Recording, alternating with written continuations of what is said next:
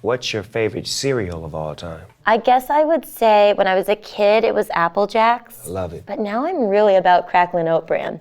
A is for apple, J is for Jacks. Your mama ain't got no hair in the back.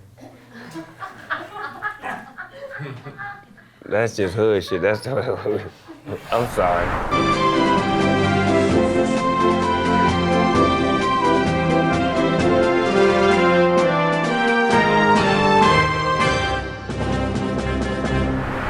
Ladies and gentlemen, boys and girls, we'd like to welcome y'all inside the GGN News Network. I'm your host with the most, Finding Nemo, AKA Nemo Hoes. And today, I have a beautiful guest. Now, normally I'd be having, guests that I can't say a beautiful guest, but I have a beautiful guest on my show today. The lovely comedian, actress, voice actress, and author, Jenny Slate. Cool. Hey, Jenny. Hi. How are you? I'm doing really well. So you from Boston? Yeah. Milton, Massachusetts, actually, right? Yes, that's true. How far is that from Boston? 6 miles south. Okay, so you from Boston? Yeah, I mean, I'm really not. It's I'm not. It's a really little town and there's lots of trees. So your father is Ron Slate. Yeah. A Massachusetts-based poet and author. That's true also. Come on, critically acclaimed in my eyes. So was that a reason for you to get into writing books? I became a children's author kind of by mistake, but I love kids' books and I have them all around my house. They're really relaxing, they have beautiful art in them.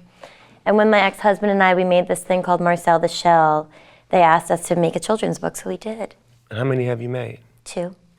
I would love to do one with you. Great. And this is not on script, this is off script. No, this is a deal, it's going down. We're gonna write a book. Because I love the kids and I've always wanted to do something that could attach me to them forever, and I've never been able to come across the right way with something that was wholesome for kids, and I think that's perfect. It's also nice to make something that's not boring. Mm-hmm. And that is beautiful. A lot of stuff for kids is really lazy, and the color palette isn't pretty, and we made beautiful piece of art for children. I'd love to get 2 copies Fine. of your books. I'll send them to you. 1 for frame and 1 for game. So you were the middle child of 3. I was the middle child of 3 as well. Do you have brothers or sisters? I have 2 brothers. Mm-hmm. And you were raised in a Jewish family. That's true. One of your grandmothers is from Cuba. She was born in Havana, yeah. What? Mm-hmm. Can she get some Cubanas? Should we call her? Yeah, we need to get some Cubanas from Granny. And then you got family from Russia and Turkey? Yeah. And was raised in France? Yeah. She was. I wasn't. Wow. But yeah. So you basically multicultural. I guess. I mean, mostly I'm just Jewish, and they're just Jews from all over the globe. I love it.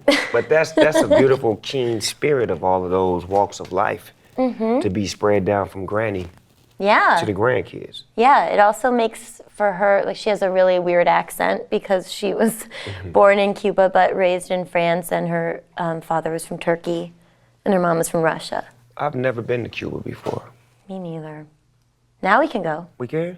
We could write a book together and then go to Cuba. But I don't know what your schedule is. We can make it happen. I'm sure I can slide that in. You know what I'm talking about? You graduated from Milton Academy? Yes. As the valedictorian? Mm-hmm. I played a valedictorian in a movie once. You did? Yes, in my movie High School. Did you like it? I loved it. I had a great speech at the end, and it was dope. Yeah. How long did it take you to put your speech together? I do not remember at all. And I think I wrote it really last minute. Like spontaneous, more or less? God, every time I've had to give an important thing, like the valedictory address or my wedding vows, it's always the morning of, because that's when you say the most true things, I think, is right when it's happening. Yeah, right now, spontaneous, because it's an audible. It just feels good, so you're going to say it. Yeah. You was on Saturday Night Live from 2009 to 2010? Mm-hmm. I love Saturday Night Live. Me too. Do you like the thrill of it's right now and you can't mess up? Or do you like the prepared, staged, I can do it over and over again? I like both. Well, first of all, what I'll say is that I did mess up on SNL, like almost right away. That shit is hard not to mess up on. Yeah, I really messed up. It was horribly embarrassing and totally weird, but I messed up and I said fuck by mistake in my first episode. Yeah, I did. And what's weird, I did. And also I'm like, who cares? I mean, it was a mistake and everybody says that word. Every single person, except for like really strict people, say that word a lot. Yeah. They just say it behind closed doors. That's right. And you were also on House of Lies, which is one of my favorite shows. It is a really good show. Married. We love Park and Recreation. Bob's Burgers. Hello, Ladies. Crow Show and Girls. Wow, you have it all. I keep saying I have yes. your TRW, baby. We run a make on all of my guests before they show up. I know. Wow. So what is the thrill for you when you appear on these shows? Is it because you like to work, you like to act, or you do it just because you're doing it? Because I have to ask that, because some people just do it just because. What's the thrill for you? I do love performing. It's my first love. I love it so much. But I also like it as a whole. Like, I like getting up in the morning and picking my outfit to go to work. I like that. Yeah, I really love being on set, but mostly I love performing. In front of a live audience? Yeah. And on TV. I like it all. When did you just decide that you wanted to be a comedian? I always wanted to be an actress, like I can't remember or not, but I decided to be a comedian when I graduated from college. And it was But for women, that's kind of hard. What prompted you to say, okay, I'm gonna be a comedian? Well, really, I just saw other people doing it. I wanted to be an actress, but I was like afraid to do it the traditional way. And someone brought me to a stand-up show, and I saw what it was like, and I was like, oh, I just want to chat like those people. Who was the comedian that you seen that inspired you? I mean, growing up, I really loved Gilda Radner. Why did I know you was gonna say that? Yeah, I did. I mean, my everyone. mama, it was gonna come out my mouth before I was drinking that. Let me rewind that. Were you inspired by Gilda Radner? I was. I am. I feel that, like, cause she was the shit. Yeah, And she was quite really edgy, wild. Yeah. Quite edgy for that era. Like, she would push the limit. And really playful. Like, that's what I loved about it, was that, like, you could tell she was having so much fun and that she was, like, doing her own thing and nobody could replace her. It was just, like, an original Love it. bouncing ball. You know who else I loved as a woman comedian? Fucking Carol Burnett. Yeah, man. She was fucking amazing. Like, her show, the Carol Burnett show, that shit, I used to watch that shit. I know I was a little black kid, probably the only black kid watching it, but that shit was funny as a motherfucker to me. Oh, man, it was really funny. All the characters in there, and the grandmama, and all, the grandmama ended up being on, Mama's Family. goddamn right. Yeah. I watched that shit too. Yeah, I loved that. Yeah, those kind of shows. Don't you miss that? Yes, I do. I think so much TV is real garbage now. But there's also some great stuff too. It is, but it's a lot, too much reality. Yes, I just can't handle And the it. reality is fake. That's right. It's making us all demented. Exactly. Exactly. So, can you tell us what the days was like after leaving Saturday Night Live? And what changed your goals from there? Well, I got fired. What? Yeah. Saturday Night Live I fired feel you? like they're putting all my positive stuff on this sheet, and then I have to tell you all of the bad stuff I've done, But and then you're that's- always it's surprised. an emotional roller coaster, baby, to the top of the mountain. You know what I'm talking about? Yeah. Okay. So what happened was I got fired. It was a huge bummer. But then it was also like the hardest job I'd ever had. And I was like, well, nothing will ever be this hard again. So I might as well try to have fun now. And that was how I started the rest of whatever I do now. That's what I base my life off of. People always say, how do you do this and why do you do this? And you've been doing it for so long. I say, everything that I do is fun. If it's not fun, I'm not doing it. Yeah. It's not based on money or fame. It's based on fun and the fun of it all. It's a luxury to get to the point where you can say that. And that is what I'm the most excited about now. But the luxury is that anything in life should be about fun. Yeah. Because life is fun. Yeah. You know I would what I'm agree. talking about? Who are your favorite other comedians to smoke with I mostly smoke weed by myself. There's a comedian who does like a weed smoking show. I know that. Doug Benson. Doug, I did High his with show. Doug, what is it called? Getting Doug with High. I did that one. I was on Trailer Park Boys with him. Yeah, he smokes weed constantly. Now he got a high court now, where he in court high as a motherfucker giving out judgments and shit. Is that a real thing? Yes. It really is? It's called High Court with Doug Benson. I had no idea. I like Doug. Yeah, happy for him. Doug's been on this show too. He has? Yeah. That makes sense. Only brain, come on, you gotta be a stoner, you gotta be a great comedian, you gotta be beautiful, you have to have a father who's an author, you have to have something going for yourself. Have to. When did you get the inspiration to do your memorable characters, especially the ones on the Crow show? Those they asked me to do. Like I did not invent them at all. For real? Yeah, But the I mean, ones you on the own Kroll them, though. show. You own them like it's yours, though. Well, that's true. I guess it was their idea, but the way that we did it, it was like a really fun. Sounds like they gave you the room to put your own shit on it. Yeah, I Like, said a here's lot the for words. skeleton, we need you to dress it. Sure, yeah, and then you get to like really walk around in it. Love it. Yeah. Do you want to create your own show? No, Why not? I kind of like doing other people's shit. Feels good for Yeah. somebody to create something for you that you can bring to life. Yeah, like because I'll always bring my own shit in anyways. But sometimes because I feel like I'm kind of like a doodad and I'm all over the place, it's nice to be put to do a task to do. Since breaking in the movie Obvious Child, you become a big indie star. Who are your favorite collaborators and why? Oh, geez. Well, I made that movie with a woman named Gillian Robespierre. She's probably my very favorite person to work with. I love it. Yeah.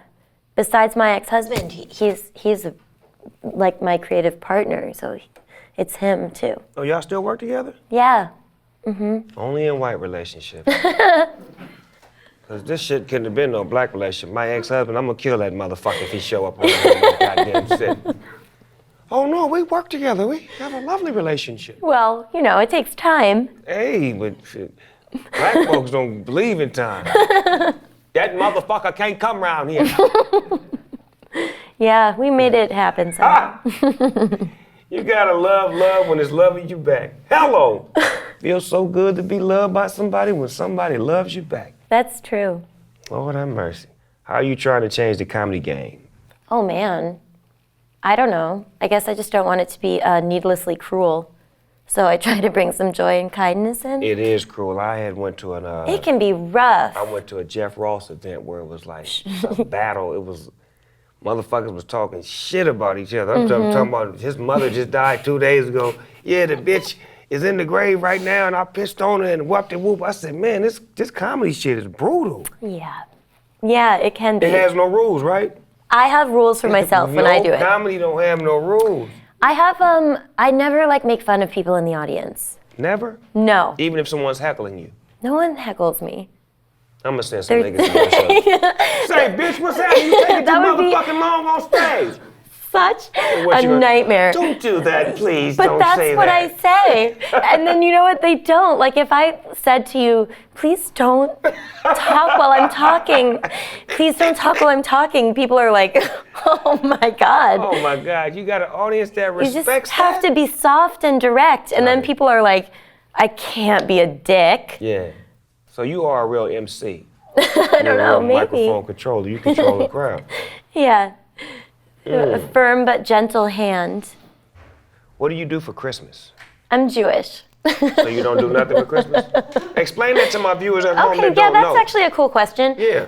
Sometimes if I have like a boyfriend who is celebrating Christmas or my ex-husband celebrated it, I do it with their family. And if not, I actually don't, I don't know. And why don't Jewish people celebrate Christmas? Because some people at home didn't know that. Well, some people celebrate Christmas just as like kind of a cultural holiday at this point, like an 'Cause American it's the day holiday. that Jesus was born. But that is a celebration. Like some people celebrate it like religiously, and Jewish people don't believe in Jesus So Christ. they don't believe that Jesus was born.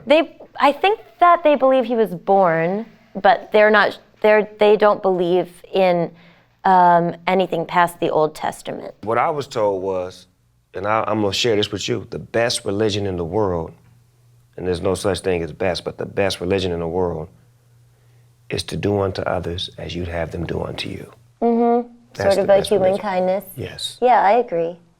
That religion is universal. Yeah, that's for everyone, and no one's at the center of it. Exactly. So I wanted to put that in the air. I like that. You know what I'm saying? See, Jenny, we're all about love today. Yeah. See, we're the gift that keeps on giving. This is the most relaxing interview I have ever been a part of.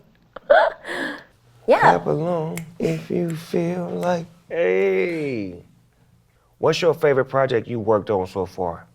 Probably Obvious Child, that movie. I loved it very deeply.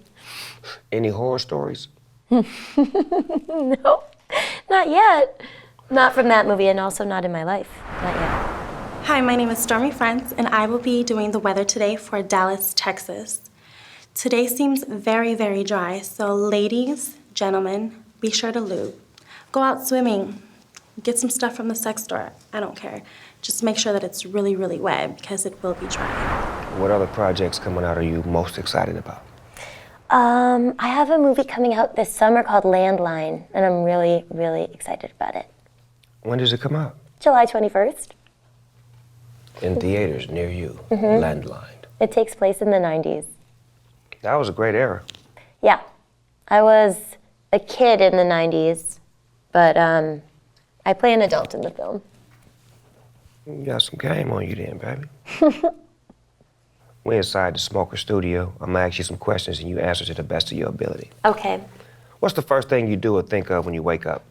My dog. I think of my dog. Hot or cold? I hate being cold. You do? Yes, I cannot So, stand it. Tacos or burgers? I mean, today, burgers. What are your favorite pair of shoes of all time? I don't really care about my shoes. I like my shoes that I have on now. Oh, I like They're those. like little They're like Vans. Huh? pinkies. What's your favorite thing to cook? I like to bake banana bread. For real? Yeah. What's your favorite cartoon of all times? Oh my gosh. Man, this is a tough one, but I guess Tom and Jerry, but Oh, really wow. it's DuckTales. Scrooge McDuck? Yeah, I love DuckTales. Ooh. I love that song so much. Every time you sing a saving DuckTales. DuckTales. Ooh. Yeah, I love it. It's great. See, y'all Part of know the I knew Disney that- Y'all didn't afternoon. know I knew that shit. Huh? That was really good. Fuck with Scrooge McDuck. You motherfucker had paper, man. Gold up his ass. Man, He had gold. Life is like a hurricane. Boss. How many times a day do you think about sex? I don't know, a lot. What's the worst job you've ever had? I was a nanny for like a bad child.